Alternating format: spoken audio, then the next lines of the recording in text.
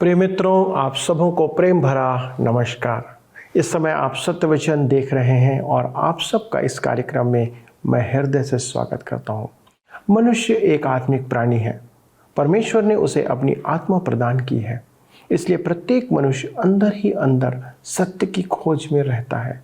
उसकी आत्मा सत्य को जानने के लिए कलपती रहती है, संघर्ष करते रहती है, भले ही हम उसे अपने दिमाग से दबा कर रखते हैं। उसे नहीं मालूम रहता कि उसे क्या विचलित कर रहा है, पर जब उसका सत्य से मेल हो जाता है या आमना सामना होता है, वह असंतोष से भर जाता है। जब वो इस सत्य को जान जाता है कि सच्चाई वास्तविकता में क्या है, तो बेचैनी और बढ़ने लगती है। यदि आज आप किसी बात से परेशान हैं, तो सिर्फ सत्य की कमी के कारण आप परेशान हैं। यदि हम परेशान, विचलित, अशांति, चिंता में है, तो इसका मतलब है कि हम में सत्य की कमी है। हम पूरी रीति से सत्य को नहीं जानते हैं, और यदि हम में सत्य नहीं है तो हम में पाप विद्यमान है। कौन हमें इस उलझन से बचाएगा? पवित्र शास्त्र बाइबल यूहन्ना 8वां अध्याय 32 वचन में इस प्रकार से कहती है, तुम सत्य को जानोगे और सत्य तुम्हें स्वतंत्र करेगा। मित्रों, यही कारण है कि हम सत्य वचन कार्यक्रम में परमेश्वर के वचन से अध्ययन करते आ रहे हैं, क्योंकि परमेश्वर ही सत्य है, प्रभु यीशु मसीह ही सत्य है। हम उसके वचन का जितना अधिक अध्ययन करेंगे, उतना अधिक हम सत्य को जानेंगे और अपने जीवन को नाश होने से बचाएंगे। बाइबल में होशे नबी की पुस्तक 4वां अध्याय 6वें पद में लिखा है, मेरे ज्ञान के ना होने के कारण मेरी प्रजा नाश हो रही है, तूने मेरे ज्ञान को तुच्छ जाना है। बाइबल किसी समुदाय विशेष का ग्रंथ नहीं है दोस्तों, परंतु मानव जीवन के प्रश्नों और समस्याओं का हल है, जीवन जीने की मार्गदर्शिका है, सत्य का प्रकाशन है, पापों से उद्धार का मार्ग है, जिसे परमेश्वर ने सभी मनुष्यों के लिए प्रदान किया है। इस पर किसी धर्म विशेष का कब्जा नहीं है। इसलिए हम सत्य वचन के माध्यम से सच्चे और जीवित परमेश्वर से मेल करने के लिए बाइबल का सिलसिलेवार अध्ययन प्रस्तुत करते आ रहे हैं, ताकि हर एक जन का सत्य के परमेश्वर से मेल हो जाए। इन दिनों हम इब्रानियों की पुस्तक से हमारे समान पापी लोगों के जीवन के विश्वास के द्वारा धर्मी ठहराए जाने या सच्चे ठहराए जाने के बारे में मंथन कर रहे हैं। आज भी हम इस क्रम में बाइबल के इतिहास से ऐसे लोगों के जीवन को देखेंगे, ताकि हम भी विश्वास से धर्मी ठहर सकें, अर्थात नाश होने से बच जाए। आइए अपने अध्ययन में आगे बढ़ें। प्रिय मित्रों, हम सब इन दिनों इब्रानियों की पत्री से अध्ययन कर रहे हैं। पिछले अध्ययन में हमने मूसा के विश्वास को देखा। आज हम अपने अध्ययन के क्रम में आगे बढ़ते हुए यहोशू का विश्वास देखेंगे। तो आइए आप मेरे साथ निकाल लीजिए इब्रानियों की पत्री 11 अध्याय और उसके 30 पद में इस प्रकार से लिखा है, विश्वास ही से यरीहो की शहर पनाह, जब वे 7 दिन तक उसका चक्कर लगा चुके तो वह गिर पड़ी। ध्यान दीजिए, यहोशू के जीवन में हम विश्वास की चौकसी देखते हैं। यदि आप यहोशू को यरीहो का चक्कर काटते 5वें दिन नहीं देखते, तो निश्चय ही कहते, मुझे तो नहीं लगता कि तू कुछ कर पाएगा। इस मूर्खता के काम से तुझे क्या लाभ? तू एक बुद्धिमान सेनानायक है, परंतु यहां तू बुद्धि काम में नहीं ले रहा है। मेरे मित्रों, यह सुनकर वह आपसे कहता, तुम भूल रहे हो कि मैंने सेनाओं के यहोवा के सेनापति को देखा है। उसने मुझसे कहा था कि मुख्यालय शिविर में नहीं स्वर्ग में है। अतः मैं जान गया कि मैं सेना नायक नहीं, पिछली पंक्ति का एक प्यादा हूं और मुझे उसी से आदेश ग्रहण करना है। उसी ने मुझसे कहा है कि मैं इस नगर के चक्कर काटूं। इसी कारण मैं इसकी परिक्रमा कर रहा हूं। आप केवल देखें कि ये दीवारें कैसे गिरती हैं। मैं एक अनुभवी मनुष्य की रणनीति पर चल रहा हूं। यहोशू में हम विश्वास की चौकसी देखते हैं। यहोशू ने सीख लिया था कि परमेश्वर पर भरोसा रखना ही है। मित्रों, अपने अगले अध्ययन में हम देखेंगे कि राहाब ने भी विश्वास किया था और उसका विश्वास अद्भुत कहा जाना चाहिए। विश्वास ही के कारण राहाब सुरक्षित रखी गई थी। राहाब वेश्या थी और समाज उसे पापी कहता था। राहाब यरीहो की निवासी थी और वह भी वहां के लोगों के साथ आश्चर्य से देखती होगी कि अंततः होगा क्या। मेरे मित्रों, एक पुस्तक है जिसके शीर्षक का अनुवाद है असामान्य स्थानों में धर्म। मैंने वह पुस्तक पढ़ी नहीं है, इसलिए जानता नहीं कि उसमें राहाब का उल्लेख है या नहीं। यरीहो वह अंतिम स्थान था जहां की आशा की जा सकती थी। वह नगर महादुष्ट अन्य जातीय स्थान था। यह स्त्री पापिन थी, परंतु लिखा है कि विश्वास ही से राहाब वेश्या आज्ञा न मानने वालों के साथ नष्ट नहीं हुई। मेरे विचार में उस नगर के शासक और पदाधिकारी अपने आप को उद्धार के लिए धर्मी समझते थे, परंतु वे सब के सब नष्ट हो गए क्योंकि वे विश्वास से रहित थे। मेरे मित्रों, परमेश्वर ने निश्चय ही यरीहो पर दया दिखाई थी, जबकि आलोचक यरीहो के विनाश में परमेश्वर को दोषी ठहराते हैं। कुछ लोग चाहे वर्तमान में किसी के प्रति चिंतित न हो, परंतु यरीहो के विनाश पर मगरमच्छ के आंसू अवश्य बहाते हैं। इसलिए अपने अगले अध्ययन में हम राहाब के विषय विस्तार पूर्वक अध्ययन करेंगे, क्योंकि उसने अपने को बहुत ही प्रभावी रूप से व्यक्त किया है। राहाब वेश्या ने विश्वास किया और यरीहो के विनाश के समय वह सुरक्षित रखी गई थी। यरीहो में जब समाचार पहुंचा कि बाढ़ग्रस्त यरदन पार करके इस्राएल वहां आ गए हैं, तो उनका साहस जाता रहा। जी हां, वे यह तो जानते थे कि उन्होंने लाल सागर पार किया है, परंतु बाढ़ग्रस्त यरदन पार करना आश्चर्यजनक था। वहां पुल तो था नहीं और उन्होंने बाढ़ से उफनती यरदन पार की। यह एक आश्चर्यजनक घटना थी। वे सोच रहे थे कि बाढ़ उतरने तक उन्हें चिंता करने की आवश्यकता नहीं है। उनके पास रणनीति तैयार करने के लिए पर्याप्त समय है। हम देखते हैं कि यहोशू ने यरीहो में भेदिए भेजे जिनका संपर्क राहाब से हुआ।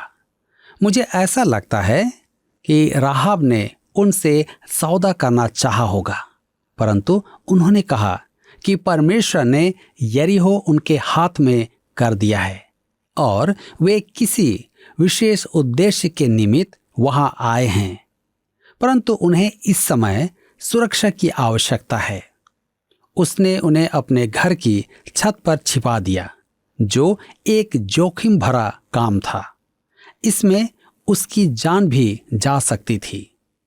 अंत में उनके प्रस्थान करते समय उसने उनसे अपनी जान की भीख मांगी, तो उन्होंने कहा कि वह अपने घर की खिड़की से एक लाल रस्सी लटका दे और यहोशू उसे सुरक्षित छोड़ देगा। यहोशू की पुस्तक में राहाब की गवाही दी गई है। हम यहोशू की पुस्तक 2 अध्याय उसके 9 से 11 पद में पढ़ते हैं, जहां पर लिखा है, इन पुरुषों से कहने लगी, मुझे तो निश्चय है कि यहोवा ने तुम लोगों को यह देश दिया है और तुम्हारा भय हम लोगों के मन में समाया है और इस देश के सब निवासी तुम्हारे कारण घबरा रहे हैं, क्योंकि हमने सुना है कि यहोवा ने तुम्हारे मिस्र से निकलने के समय तुम्हारे सामने लाल समुंदर का जल सुखा दिया और तुम लोगों ने सीहोन और ओग नामक यरदन पार रहने वाले एमोरियों के दोनों राजाओं का सत्यानाश कर डाला है।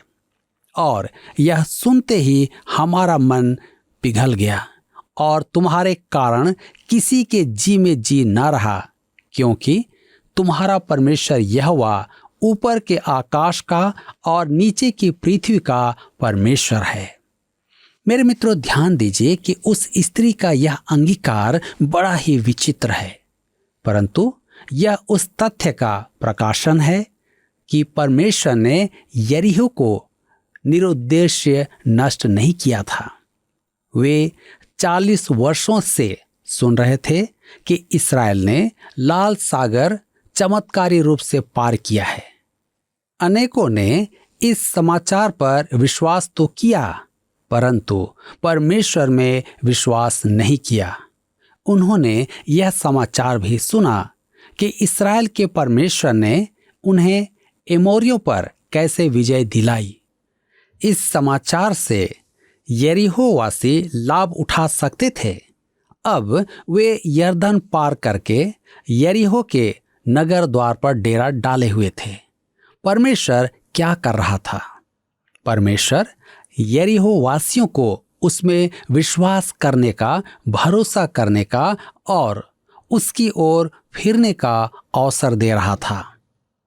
मेरे विचार में यदि परमेश्वर राहाब वेश्या को उस नगर में बचा सकता था, तो वहां के शासक एवं अन्य जनता को क्यों नहीं बचाता, यदि वे भी राहाब की नाई उसमें विश्वास करते।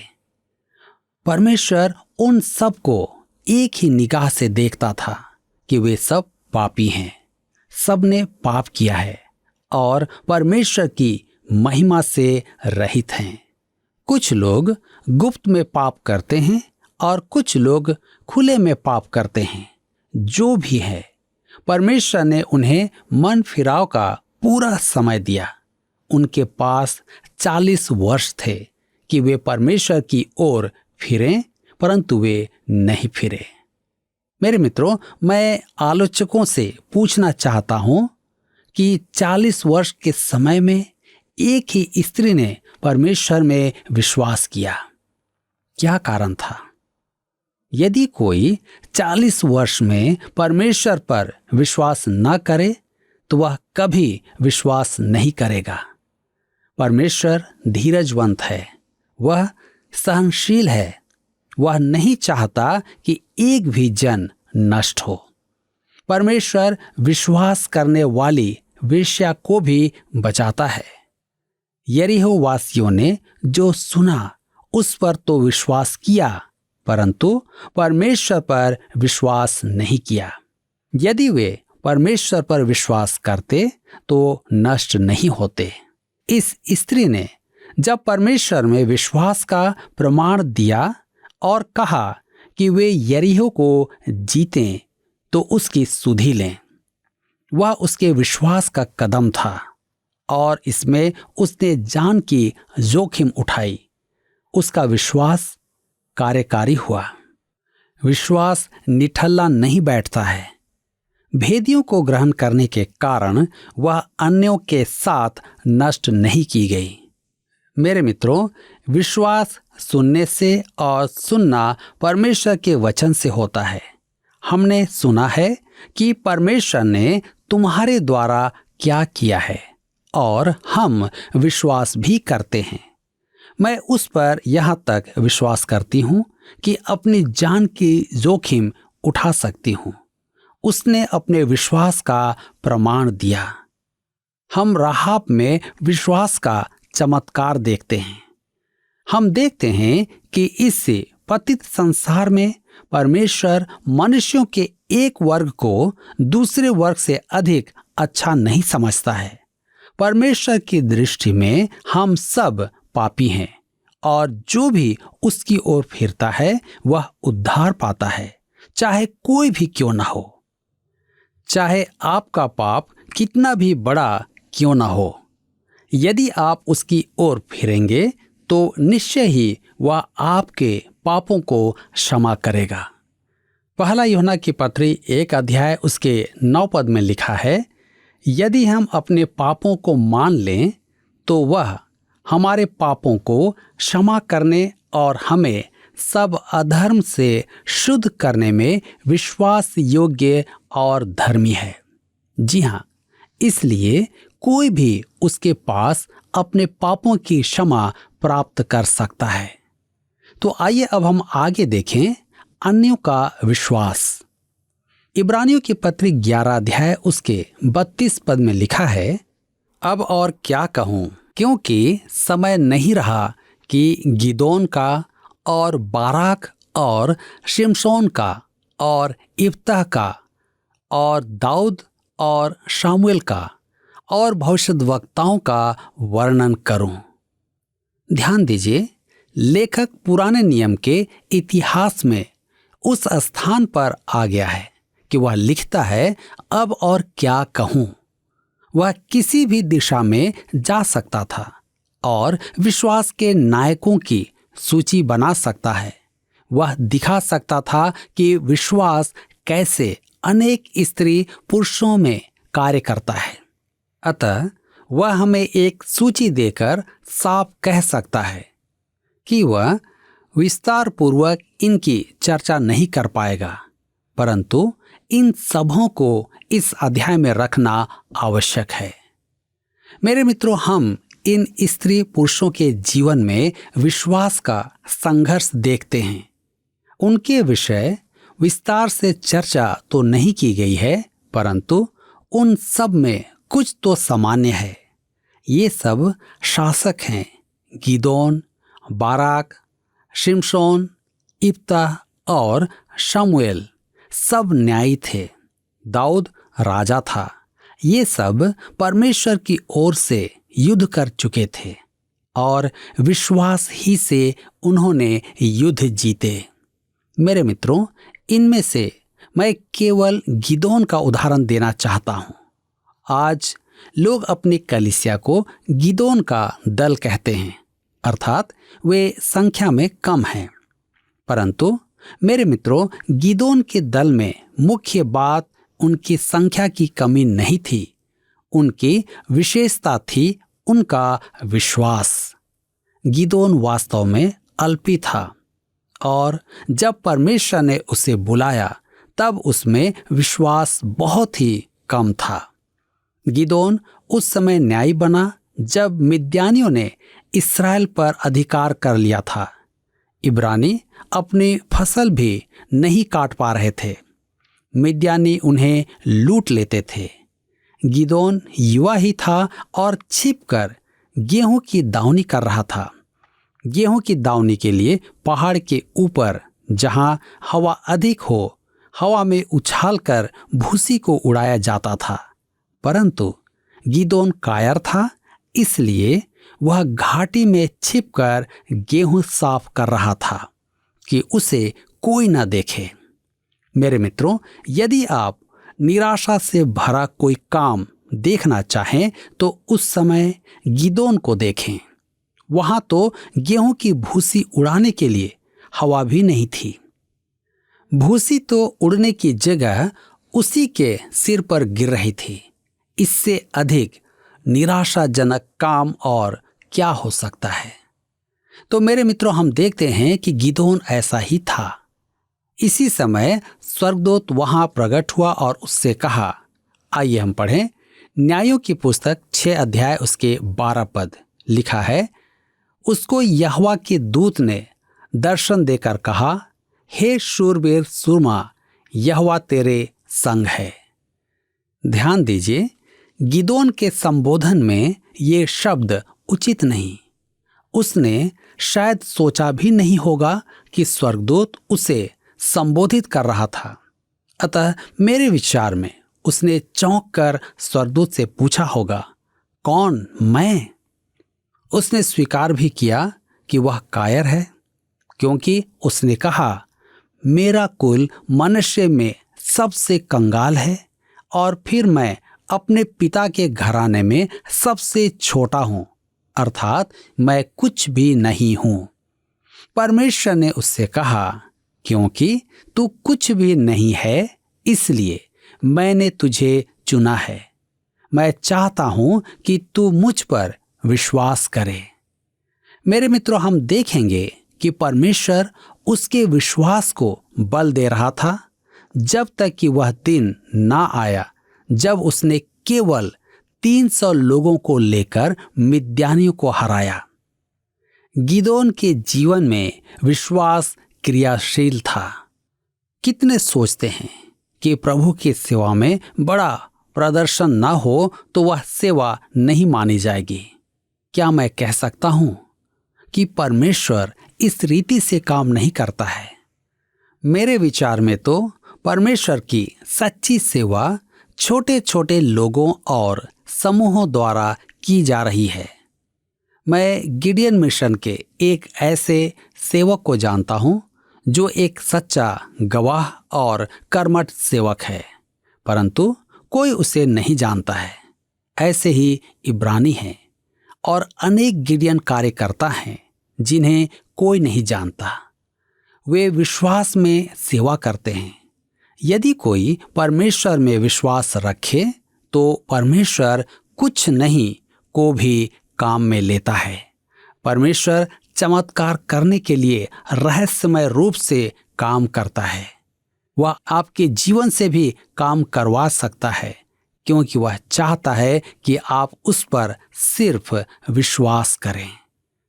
मेरे मित्रों, आज यह समय है कि हम अपने आप को जांचें और देखें कि क्या मैं परमेश्वर पर विश्वास करता हूं? क्या मैं परमेश्वर पर विश्वास करती हूं?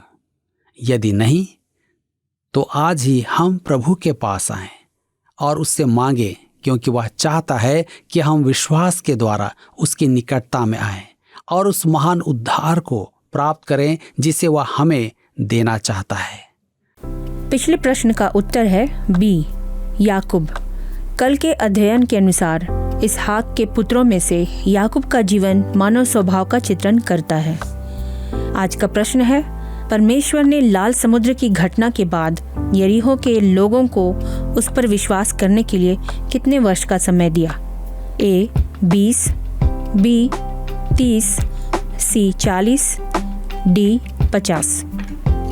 मित्रों, इस प्रश्न का उत्तर हमें कल सुबह 6 बजे से पहले विकल्प ए, बी, सी या डी के साथ अपना नाम, पता, स्थान के साथ 9651433397 पर SMS या व्हाट्सएप करें। सभी विजेताओं को विशेष पुरस्कार प्रदान की जाएगी। धन्यवाद। क्या आपको यह कार्यक्रम पसंद आया? अभी हमें एक मिस कॉल करें और आप अगले विजेता हो सकते हैं।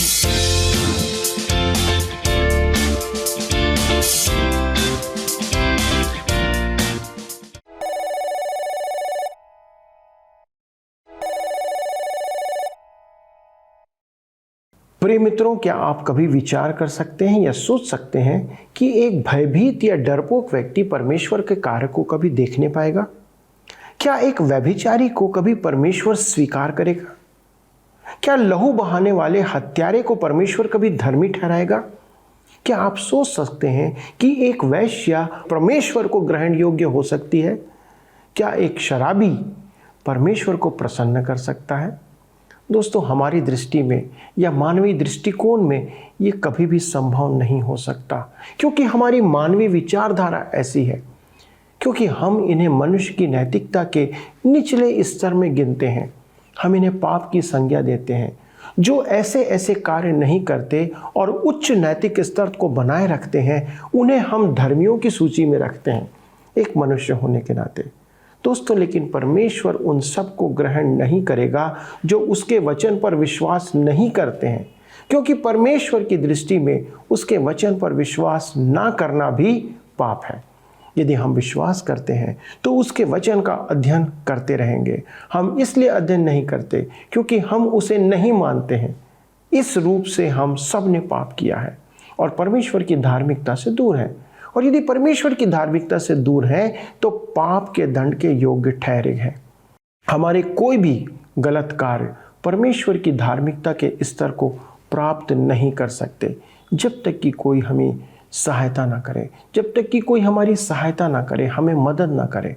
हमने देखा कि परमेश्वर ने डरपोक, व्यभिचारी, हत्यारे, वैश्या सबको विश्वास के द्वारा धर्मी ठहरा दिया। जब उन्होंने परमेश्वर के कार्य को देखा और अपने कार्यों से अपने मन को फिराया और पश्चाताप किया, तो उनके विश्वास के द्वारा परमेश्वर ने उन्हें धर्मी ठहरा दिया।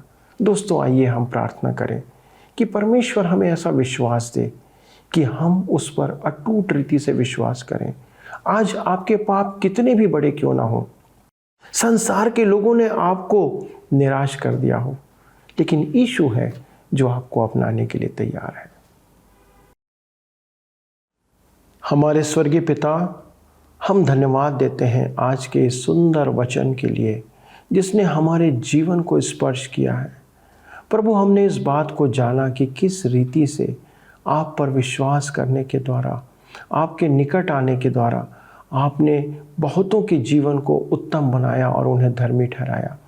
आज संसार के दृष्टिकोण में हम पापी हो सकते हैं, बुरे हो सकते हैं, लेकिन प्रभु आपको धन्यवाद देते हैं कि आपने हमें ऐसा अवसर दिया कि अपने पापों से क्षमा मांग सकते हैं, छुटकारा पा सकते हैं, आपके निकट आ सकते हैं और आप हमें ग्रहण करने के लिए तैयार हैं। हमारे उन सभी दर्शकों के लिए विनती करते जिन्होंने आज वचन को सुन करके आपकी ओर कदम बढ़ाया है, पिता उनकी सहायता करें कि वे आत्मिक जीवन में दृढ़ होते चले जाएं, मजबूत होते चले जाएं और एक विश्वासी सा जीवन जिए ताकि अनंत उद्धार में बने रहें। धन्यवाद देते हैं प्रार्थना सुनने के लिए, विनती यीशु के नाम से मांगते हैं, आमीन। दोस्तों, मेरा विश्वास है कि आज के अध्ययन ने आपको निश्चित तौर पर स्पर्श किया होगा। यदि आपने आज कोई निर्णय लिया है तो प्लीज़ हमें फ़ोन या SMS के द्वारा बताएं कि आपने क्या निर्णय आज लिया प्रभु के लिए। हम आपके लिए प्रार्थना करेंगे ताकि परमेश्वर का आत्मा आपको बल दे।